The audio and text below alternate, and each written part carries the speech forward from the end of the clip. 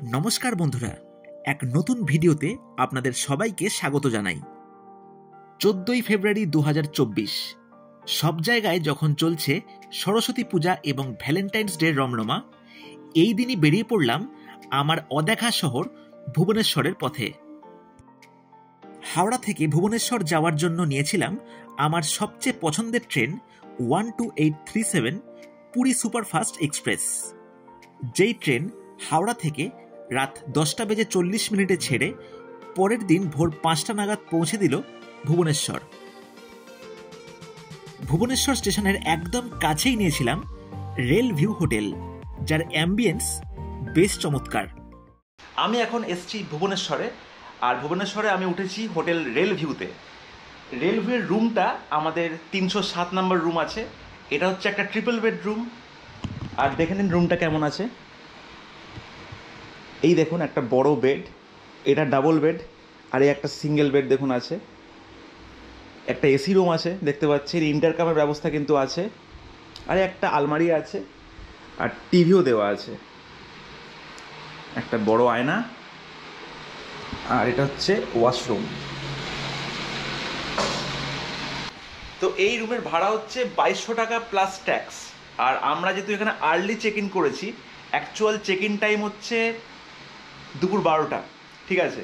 আর আমরা এখানে সকাল 6টা নাগাদ চলে এসেছি, কিন্তু রুম দিতে দিতে আমাদের এখানে 7:30 বেজে গেছে। তো আর্লি চেক ইন টাইম হচ্ছে, আর্লি চেক ইনের কিন্তু আলাদা রেট আছে 560 টাকা। তো এই হচ্ছে আমাদের রুম। এবার আমরা দেখাবো ভুবনেশ্বর শহরটা পুরো ঘুরবো, আপনাদের দেখাবো যে কী কী এখানে দ্রষ্টব্য আছে।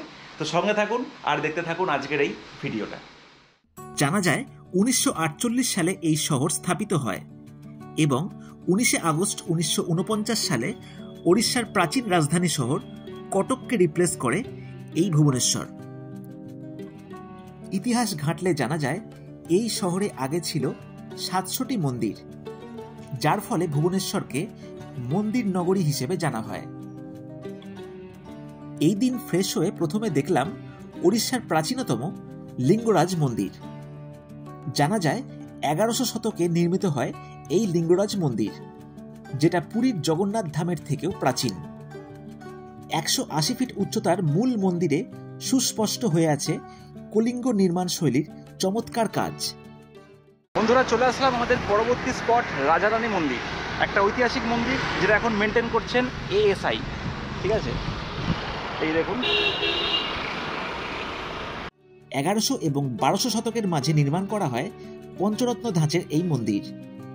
হলুদ এবং লাল বালিপাথর দিয়ে ফুটিয়ে তোলা হয়েছে এই মন্দিরের বিভিন্ন কাজ এবং নকশা।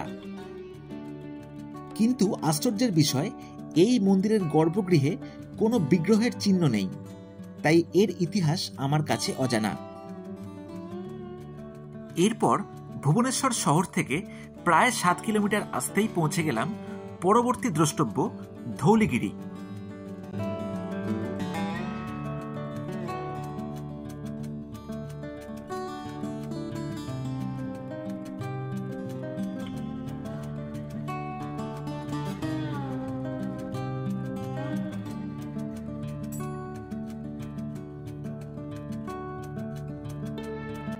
শান্তিস্তূপ দেখে এক জায়গায় করলাম লাঞ্চ, যার পর চলে আসলাম প্রাচীন উদয়গিরি খণ্ডগিরি কেভস। প্রথম এবং দ্বিতীয় খ্রিস্টপূর্বে মহামেঘবাহন সাম্রাজ্যের রাজা খাড়াবেলার হাত ধরে নির্মাণ হয় এই উদয়গিরি এবং খণ্ডগিরি গুহা। শোনা যায় কুমারী পর্বত শৃঙ্গে নির্মিত এই যমজ পাহাড়ে আগে ছিল 117টি গুহা, যেই গুহাগুলি জৈন সন্ন্যাসীদের ধ্যান এবং বিশ্রাম স্থান হিসেবে বানানো হয়।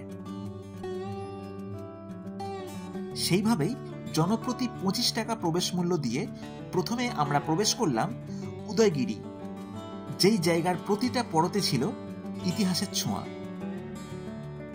উদয়গিরির বিরাট চড়াই পথ দিয়ে চলতে চলতে দেখে নিলাম বেশ কিছু ঐতিহাসিক গুহা, যার প্রতিটা জায়গায় পেলাম আলাদাই রোমাঞ্চ। উদয়গিরি দেখার পর দেখলাম উল্টো দিকে থাকা খণ্ডগিরি, যেখানে একই টিকিটে ঘুরে দেখা যায়। জানা যায় খণ্ডগিরিতে আছে মোট 13টি গুহা এবং উদয়গিরিতে দেখা যায় 18টি গুহা। এই দুই জায়গাতেই আছে হনুমানের উৎপাত, তাই সতর্ক হয়ে বেড়ানোই ভালো।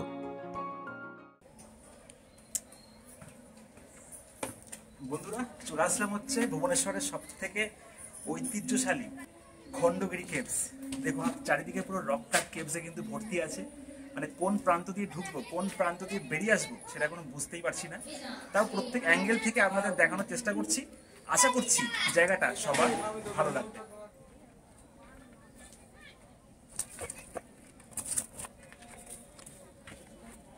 Welcome to Khandagiri.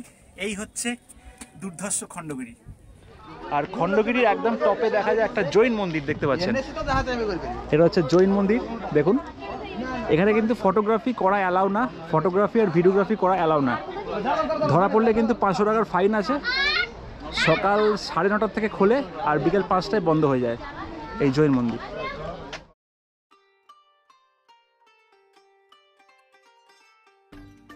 পরের দিন প্রথমে দেখে নিলাম এখানকার রাম মন্দির, যার ভেতরের কাজ বেশ চমৎকার।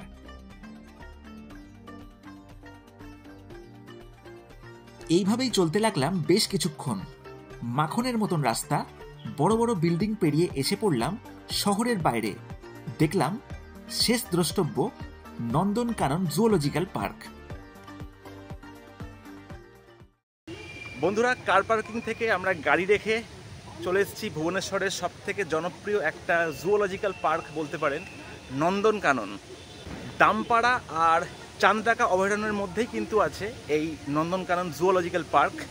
4টে সাফারি কিন্তু আপনারা এখানে করতে পারেন কম্বাইন হিসেবে। 4টে সাফারির মধ্যে আছে হার্বিভোর, হোয়াইট টাইগার, বিয়ার আর লায়ন। ঠিক আছে, এই সব সাফারি কিন্তু এখানে হয়। দেখা যাক আজকে কতটা কি করতে পারি, সব ডিটেলস আপনাদের দেখাতে থাকবো। তো সঙ্গে থাকুন বন্ধুরা। সেইভাবেই এখানে প্রবেশ করে উঠে পড়লাম ব্যাটারি চালিত গাড়িতে, যেই গাড়ি আমাদের নামিয়ে দিল 2 নম্বর স্টপেজে। এই স্টপেজ থেকেই ঘুরে দেখলাম এখানকার ডিয়ার পার্ক এবং রেপটাইল পার্ক।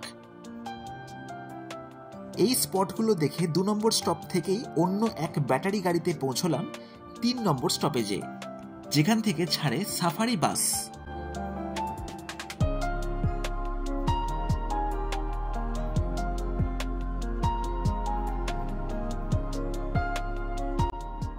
পঁয়তাল্লিশ মিনিটের সফরে এই অভয়ারণ্যতে দেখলাম ভালুক, বাঘ, সিংহ এবং তৃণভোজী প্রাণী।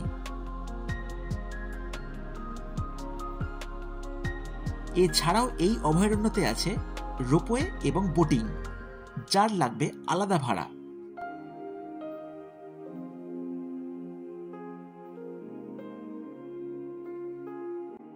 কলকাতা থেকে ভুবনেশ্বরের দূরত্ব প্রায় 440 কিলোমিটার।